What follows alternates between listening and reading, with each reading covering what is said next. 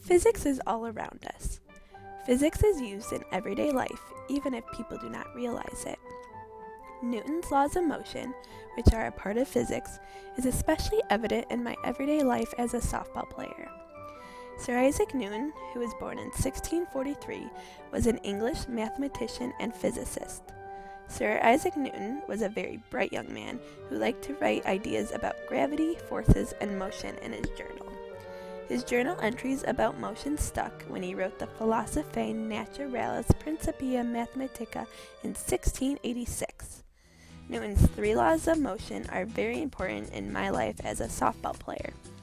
In the game of softball, whether it is hitting, throwing, catching, pitching, Newton's 3 laws of motion are working.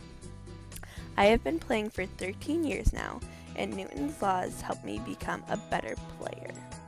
Newton's first law of motion states that an object will remain at rest or in uniform motion in a straight line unless acted on by an external, unbalanced force. This law is evident when a softball is just resting on the field.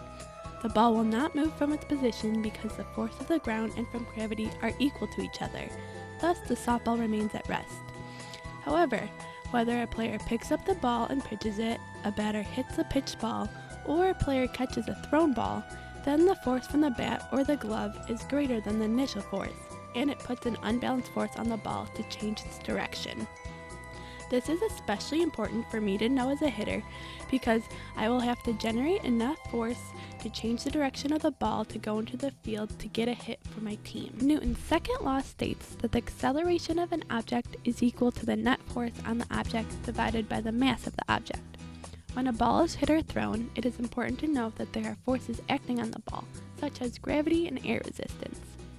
If I am able to understand the effects that wind, gravity, and air resistance have on the softball when it is up in the air, then I am better able to understand what the acceleration of the ball will be, and I will be able to read the ball better and make better plays out in the field. Newton's third law also comes into play in the game of softball. Newton's third law states that for every action there is an equal and opposite reaction. For every force there is an equal and opposite force.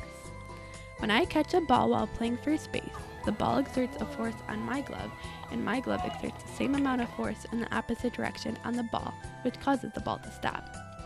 Also, when I bat, I hit the ball and the ball is putting the same amount of force on my bat as my bat is putting on the ball, but in the opposite direction, which causes the ball to move. I have to be aware of this so that I can have strong hands to move the bat forward and hit the ball in the opposite direction. Knowing these laws of motion developed by Sir Isaac Newton, I am able to use physics to help me while I'm playing and have success on the field. What part of physics can help you in your everyday life?